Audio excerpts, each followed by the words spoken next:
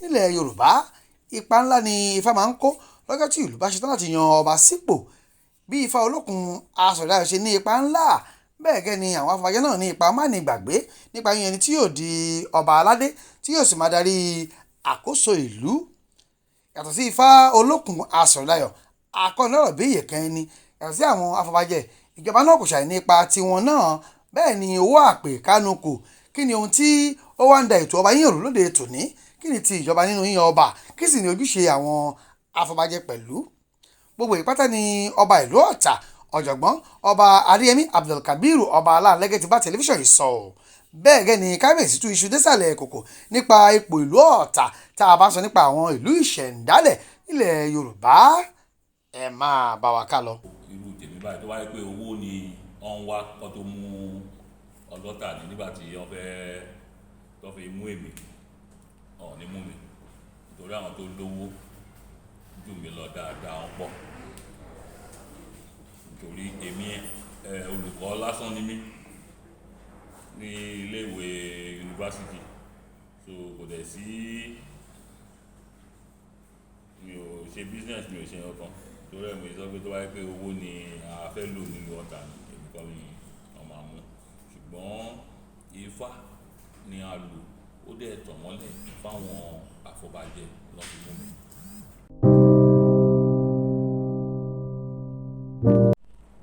Kábíyèsí o, kádìpẹ́ lórí bàtà pẹ́lẹ́sẹ̀ o, láti tẹlifíṣàn Alóore fún àwọn ọmọ Yorùbá. Ọmọọba Adéyemí Kazeem lórúkọ tèmi náà sà, àkíyèsà pẹ́sà. Tí a bá ń sọ nípa ìyàn ọba sípò nílẹ̀ Yorùbá, wọ́n ń lo Ifá. Àwọn afọbajẹ àwọn náà ní ipa tiwọn náà. Kí ni ipa Ifá? Kí ni ipa afọbajẹ lónìí nílẹ̀ Yorùbá? Méjèèjì náà ni a ṣe ń lò. Màá fi ìlú Ọ̀tà ṣe àpèjúwe. Tá bá fẹ́ yan ọba ní ìlú Ọ̀tà, àkọ́kọ́ lo Ifá. Tí a bá ti lo Ifá, òun ló máa la òye sí fún àwọn afọbajẹ ìpè ẹni báyìí báyìí báyìí báyìí. So nínú àwọn tó dẹ̀ wà ńlẹ̀ yẹn náà, àwọn náà Ifá ó ti fún wọn ní description, so ìyẹn ló ṣe easy fún wọn láti mú ọmọọba láti fi joyè. Tá bá ti á wo àwọn méjì tẹ̀sọ̀ yìí, ipa wa ni owó náà tó kó nírọ̀ tó wà lẹ̀ àbí owó ò ní ṣe rárá? Ìlú tó bá jẹ́ pé owó lọ́wọ́, ẹ̀yin náà máa ń rí nǹkan tó máa ń dé bá wọn nítorí àṣà wa ni owó kọ́ ni à ń bọ̀ ní ilẹ̀ Yorùbá. Tí a bá fẹ́ yan ọba, owó kọ́. Pàápàá tẹ́ bá wo irú tèmi báyìí tó wáyé pé owó ni wọ́n ń wá kó tó mú ọlọ́tà ní nígbà tí wọ́n fẹ́ tó fi mú èmi ní mú mi nítorí àwọn tó lówó jù mí lọ dáadáa wọ́n pọ̀. Nítorí èmi olùkọ́ lásán ni mí ní iléèwé yunifásitì, so kò dẹ̀ sí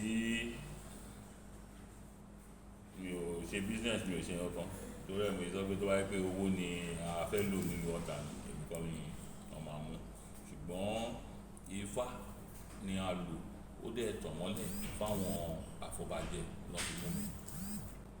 Bó ṣe yẹ kí a máa ṣe nílẹ̀ Yorùbá nìyẹn, ìlànà tí àṣà wa gbé sílẹ̀ nìyẹn. Ọ̀rúnmìlà bàbá Ifá, gbogbo ìlànà yẹn lòun náà ti fi sílẹ̀. Ẹ mọ̀ gbà tí Ọ̀rúnmìlà ti wá about 1000 years before Christ. So àwọn ìlú tó bá ń sì ń tẹ̀lé àṣà wa, rí pé àwọn ìlú yẹn àlàáfíà kò máa jọba sí àwọn ìlú yẹn, kí ẹnì kankan kó má ta àṣà wa nù. A ti sọ ipa Ifá, a sọ ipa owó, a sọ ipa àwọn afọbajẹ, ipa oní ìjọba gbọ́n kó. Torí ohun tí àwa gbọ́ ni pé nínú ìlú ìjọba lè wọ́n mórúkọ mẹ́ta wá, kan méjì wá. Ǹjẹ́ ó yẹ kí a tọ̀ ọ́ bẹ́ẹ̀ àbí ká tẹ̀lé Ifá nìkan? ní ìlú Ọ̀tà tèmi sọ fún yín pé ó dá mi lójú tèmi mọ̀ nípa ẹ̀, orúkọ ẹyọ kan làwọn máa ń mú lọ, àwọn ò mú orúkọ méjì lọ. Orúkọ tí Ifá bá ti mú ni àwa máa ń mú lọ, bí ó ṣe wà nìyẹn. Ìlú tó bá mú orúkọ mẹ́ta lọ, ṣé mọ̀ àwọn ìlú náà ti di 419, wọ́n ti da àṣà rú, àtàwọn politicians gbogbo wọ́n ti da gbogbo àṣà wa rú. Ṣùgbọ́n nílùú Ọ̀tà yìí kò sẹ́ni tó lè da àṣà wa rú o, nítorí àwa ò ní gbà. Àwa ìlú yìí ó ti wà tipẹ́tipẹ́ nígbà ayé Ọ̀rúnmìlà. Kì í ṣe ìgbàlódé o, Ọ̀tà ń ṣe ìlú ìgbàlódé o. Ọ̀tà ti wà nígbà tí àwọn ìlú Adó Èkìtì ti wà. Ó ti wà nígbà tí nígbà Ifẹ̀ ò dáyé. Ọ̀rúnmìlà wá sí Ọ̀tà, òun ló fi ẹnu ọwọ́ àwa lélẹ̀, ẹnu ọwọ́ ta tí ń jọba Ọ̀rúnmìlà ló fi lélẹ̀ nílùú Ọ̀tà yìí. Ó dẹ̀ bá ọba Ọ̀tà táwa mọ̀ sí àkọ́kọ́ obìnrin ni Ìyárígimoko. Ìyárígimoko òun dẹ̀ ló lórí gbogbo àwọn àjẹ́ worldwide, gbogbo àgbáyé nígbà náà lọ́hùn. Ó dẹ̀ fún Ọ̀rúnmìlà lọ́mọ ẹ̀ tó ń pè ní Agúnlẹ́yinjú, ni ó fún Ọ̀rúnmìlà kó fi ṣaya nígbà tó ti pa àwọn ọmọ Ọ̀rúnmìlà. Àwọn ìyá nìyẹn. So ẹ wá fẹ́ da àṣà ìlú kò possible. Kì í ṣe nítorí ẹ̀ nílùú Ọ̀tà yìí Ifá làwa ṣe ń lò. Dọ́là. Ọ̀dọ̀ta ló jókòó yìí, òun ló ń dádé fọ́ba. Ọ̀dọ̀ta tẹ́ ń wò, òun ló ń dé adé fún ọba. Kì í ṣe pé ẹnìkan ló máa mú wá. Bí ọba ṣe ń jẹ àjọ ń jọba ni, òun nìkan ni ó ń dọ̀bálẹ̀ fọ́ba, òun nìkan ni ó ń dọ̀bálẹ̀ fọ́lọ́ta. Olúwo Ọ̀tà ni ẹ. Àwọn tí ó ń mú ìṣẹ̀ṣe wa dání nìyẹn. Ìyálóde Ọ̀tà dẹ̀ ló jókòó yẹn. So àwa o, a lè gbà kí politician kó tọwọ́ bọ àṣà wa. Ìgànmọ́dé báwo ló ṣe yẹ gan nílùú Ọ̀tà? Ṣe rí ìgànmọ́dé tá à ń sọ yìí, àwọn ọdẹ ni wọ́n, kì í ṣe èèyàn, ọdẹ ni wọ́n. Àwọn ló dẹ̀ ń jà fún ìlú Ọ̀tà.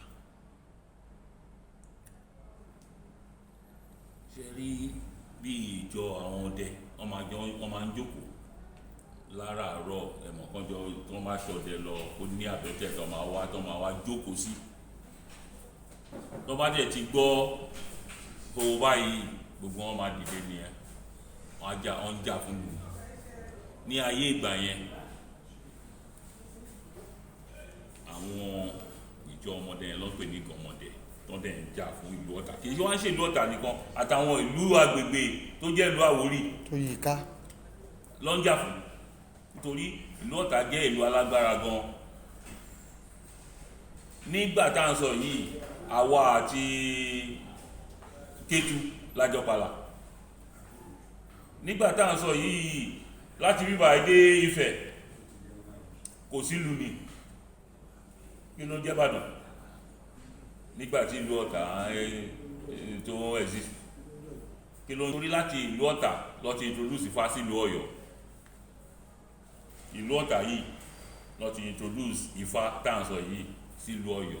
Nítorí arúgbá Ifá Ọ̀tà ló fẹ́ Aláàfin Olúaṣọ. Ẹ mọ̀ gbà tí Aláàfin Olúaṣọ ti reign around 10th century. Òun ló wá Aláàfin Olúaṣọ tó fẹ́ arúgbá Ifá Ọ̀tà ló wá bí Aláàfin Olúgbòdì. So ọmọ obìnrin Ọ̀tà, ọmọ arúgbá Ifá Ọ̀tà ni Aláàfin Olúgbòdì. Obìnrin tí mò ń sọ yìí, arúgbá Ifá Ọ̀tà yìí, ó tún lọ dá àwọn ọmọ tó bí, ó tún lọ dá àwọn ìlú lẹ̀ níbi Èkìtì.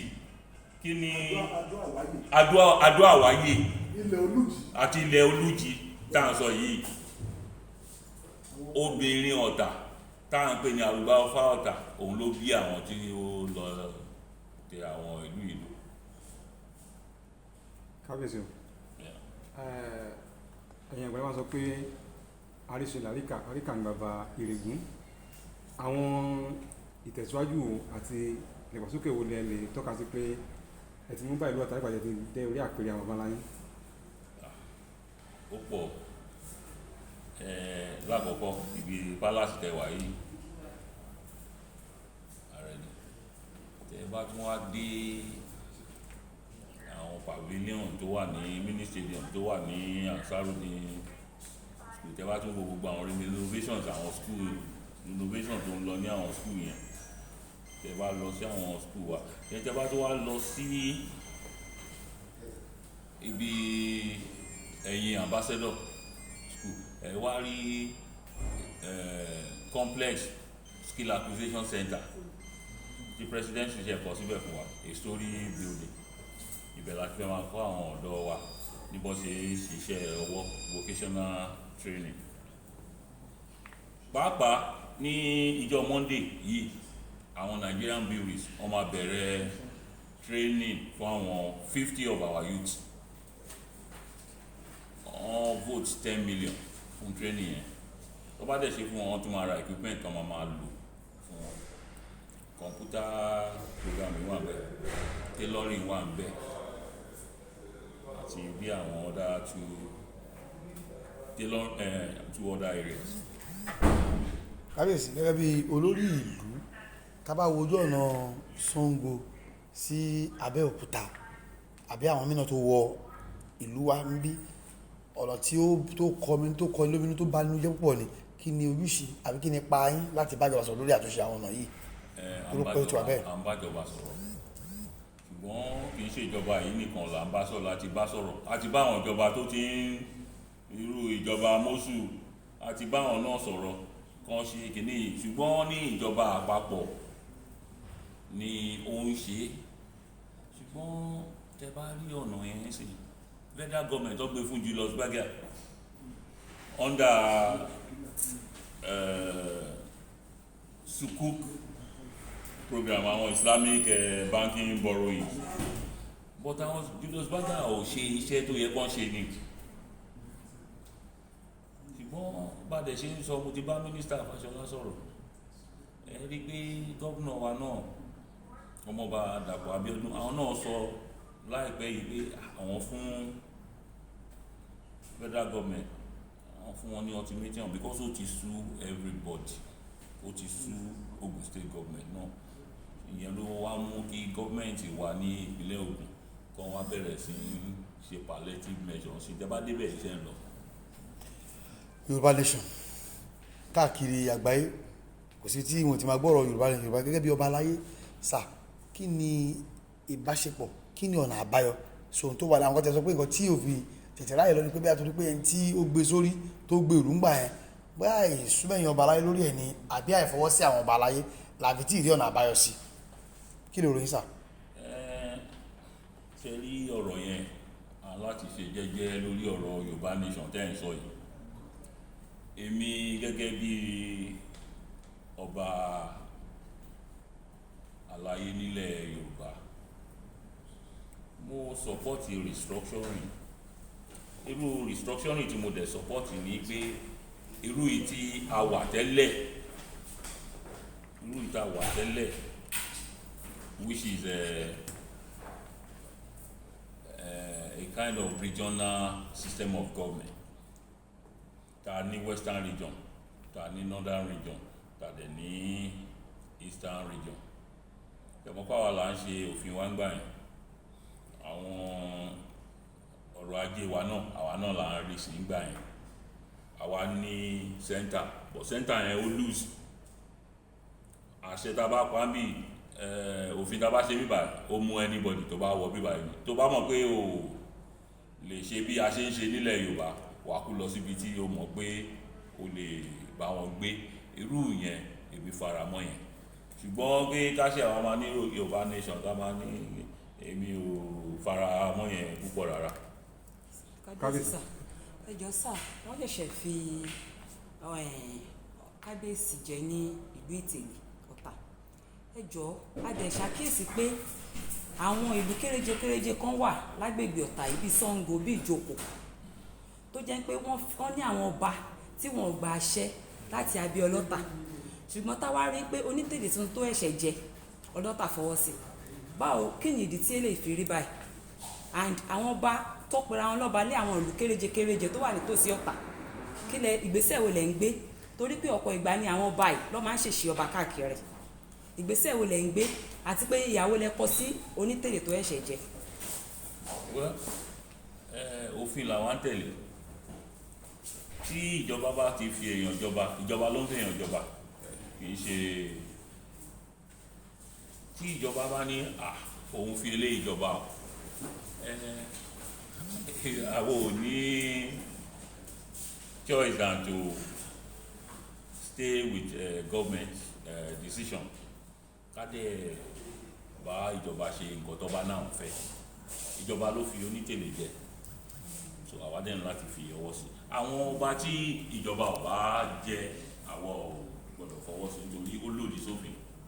Sà, bàbá ọba sọ. Even ọba kò tiẹ̀ kan federal government, state government nìkan ni ó máa ń fi ọba jẹ. Nǹkan tèmi mọ̀ ní pé àwọn illegal ọba kan wọ́n fi wọ́n jẹ ńgbà yẹn, but wọ́n dẹ̀ ti ní kò sí illegal ọba mọ́, so kò dẹ̀ sí illegal ọba mọ́. Ìyẹn ni àwọn ò fọwọ́ sí. Èmi dẹ̀ mọ̀ pé ìjọba náà ò fọwọ́ sí, ṣùgbọ́n àwọn ọba yẹn ọkàn ń jí ọba jẹ ni. Ẹ mọ̀ kí èèyàn máa jí ọba jẹ, ìjọ tó ọwọ́ ìjọba bá lẹ́kùn wọn tó bá bá wọn báyìí, ìjọ yẹn náà ni. káfí ṣe àlọ àṣepọ̀ láàrin Àwórì Ogun State àti tèkó. Ẹ máa gbọ́ ta bá ń sọ èdè wa ọ̀hún ṣe láwà, ìkan náà ni wa, kò sí ìyàtọ̀ láàrin wa.